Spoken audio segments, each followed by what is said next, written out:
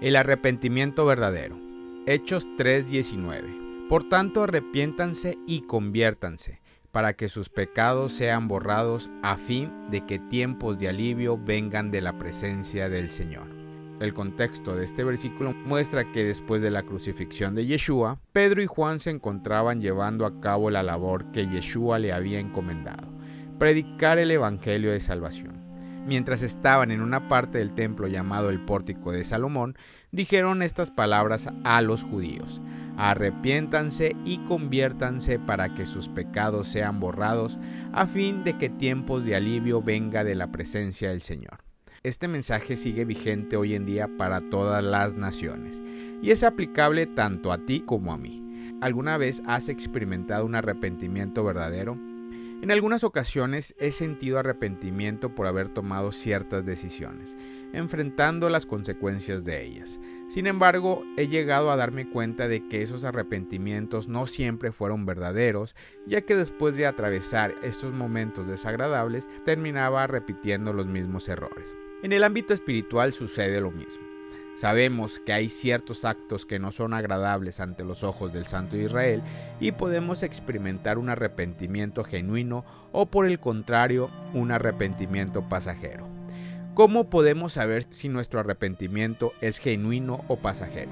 El arrepentimiento pasajero surge como una reacción a un momento de incomodidad o culpa, pero carece de profundidad y desaparece fácilmente cuando las circunstancias cambian. Permíteme darte un ejemplo de arrepentimiento pasajero. El ejemplo de Saúl y su desobediencia a Dios, en 1 Samuel 15. Dios le ordena a Saúl destruir completamente a los amalecitas, incluyendo todos sus bienes.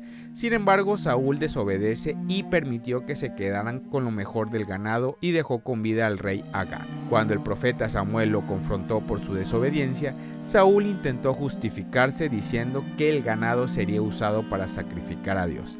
Samuel lo reprendió señalando que obedecer es mejor que los sacrificios.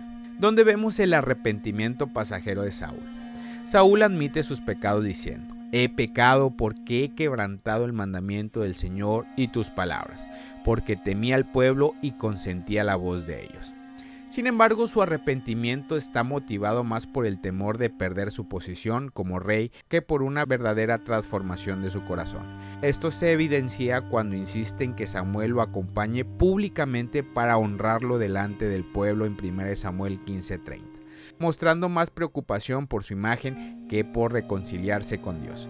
Como resultado, Dios rechazó definitivamente a Saúl como rey. Aunque Saúl mostró remordimiento, no hubo un cambio genuino en su carácter y continuó desobedeciendo y alejándose de Dios a lo largo de su vida. Un arrepentimiento genuino es del rey David. En contraste, el arrepentimiento de David tras su pecado con Betsabé en 2 Samuel 11:12 es un ejemplo claro de arrepentimiento genuino. Cuando el profeta Natán lo confronta, David admitió su culpa sin excusas: he pecado contra el Señor. Este arrepentimiento es genuino porque reconoce su pecado ante Dios, muestra un deseo de transformación pidiendo un corazón limpio y un espíritu recto, y acepta las consecuencias. Aunque Dios lo perdona, David enfrenta la muerte de su hijo sin rebelarse. El arrepentimiento genuino de David lo reconcilió con Dios, mostrando humildad y un cambio profundo en su corazón. A pesar de que perdió a su hijo debido a su pecado, no se rebeló contra Dios. Al contrario, su arrepentimiento fue sincero y vemos cómo se cumplen las palabras de Pedro cuando dice: arrepiéntanse y conviértanse, para que sus pecados sean borrados, a fin de que tiempos de alivio vengan de la presencia del Señor. El alivio de David llegó tras su arrepentimiento, y aunque enfrentó la pérdida de su hijo, Dios le dio un nuevo hijo. Betsabé concibió nuevamente y nació Salomón, quien sería un rey sabio y parte de la línea mesiánica. Oremos. Padre, en este día te pedimos un arrepentimiento genuino, no uno pasajero. No quiero arrepentirme solo por las circunstancias que atraviesan nuestras vidas, sino que quiero experimentar un arrepentimiento como el de David, pidiendo que crees en mí un corazón nuevo y limpio. Hazlo para que pueda recibir tiempos de alivio en tu presencia.